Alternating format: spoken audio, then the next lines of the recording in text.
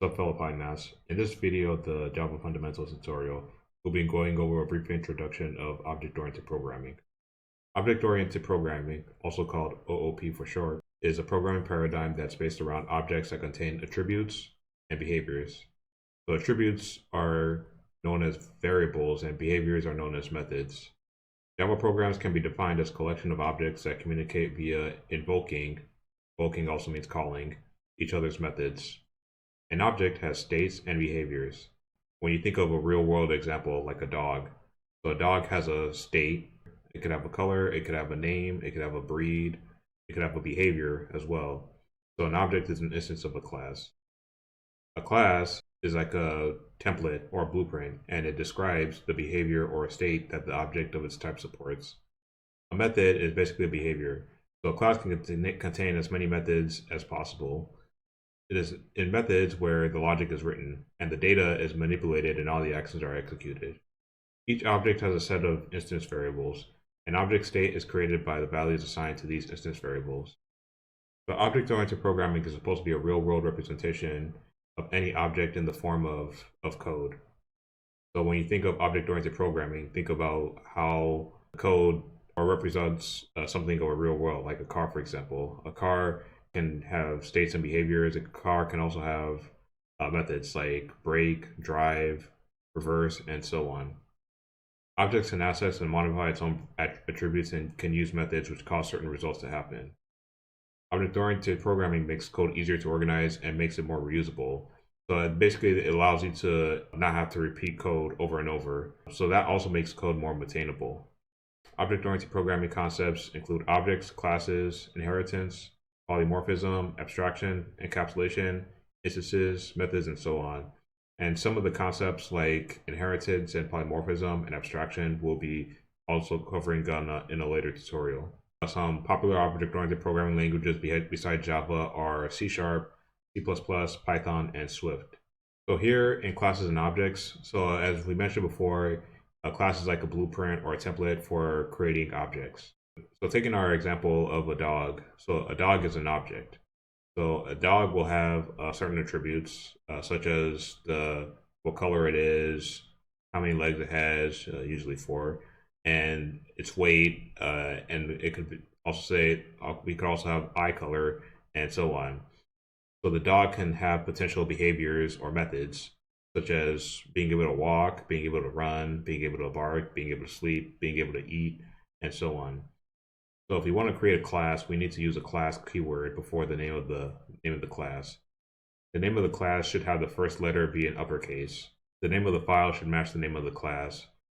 But if you're using an IDE like Eclipse, for example, or IntelliJ, then this will be done automatically, so you won't have to do it. So whatever code that you want to have or do in the class, it'll always be within the curly braces of that class name. So just showing you a quick example in the code. So right here we have this class keyword and then the name of the class, which is called main class.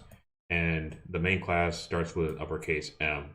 And the code that you want to have in the class will all go in this curly brace. So for the syntax of the class, as I mentioned before, so we have the name of the class, or we have the class keyword, then the name of the class. And this right here, this is a default modifier type. So this class doesn't have. So the example I showed you, the modifier type was called public. So basically public means that it's accessible by all other classes. Here we have this name public class, name of class, and this modifier type is set to public. So that means that this class is accessible by other classes. Protected class is another type of modifier class, and protected class means that that class is accessible by all other classes within that package. Remember, packages are basically, think of them like folders where you can store files of classes and so on. And we'll go over access modifiers in the next tutorial. Objects in Java are created from the class, and these can also be called instances of a class. Remember that because of a class is a blueprint, an object represents the created form of that blueprint. So an object is considered kind of like a real world representation. So you can think of like a drawing, for example. A drawing is like your blueprint of what you want to create, represent in terms of a real world representation. Another way to think about it is that if you're, let's say you're designing a car, and you're drawing the car, you're drawing all the schematics and the measurements of the car, and you want to turn this into a real car. Many big car companies do this. Pretty much all car companies do this.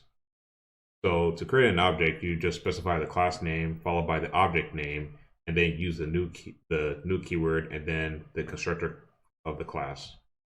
So I'll show you a quick example of what I mean in terms of being able to create an object from the class. So I'm just going to create a quick method. It's just basically this method is just going to call something. So here we created our method, and now we're going to initialize an object.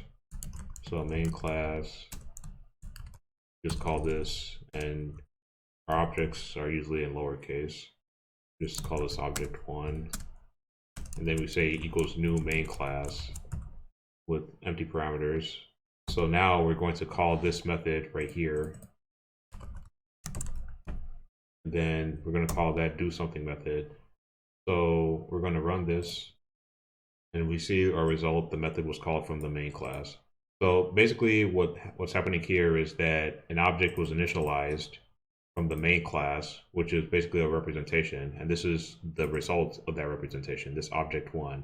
And then this object1 invoked a method. So basically it was committing you can think of it as committing an action. In this case, invoking this do something method. And then here, this do something method basically outputs a print line that says the method was called from the main class. So this is just an example that I want to show you as far as some of the capabilities of what it means as far as classes and objects. So with classes and objects, you can create an object of a class and then access it in another class. And this is common and allows for better organization of classes. So here's our assignment for this topic. So what are classes supposed to represent? Think about what we were talking about earlier. Number 2, what do objects represent? Number 3, what keyword is used to initialize an object? Number 4, what keyword is used to create a class? I think this is pretty much self-explanatory. And number 5, should the first letter of a class name be in uppercase or lowercase? If this video was any value to you, then please leave a comment, like, share, and subscribe. Thanks for watching, and I'll see you later.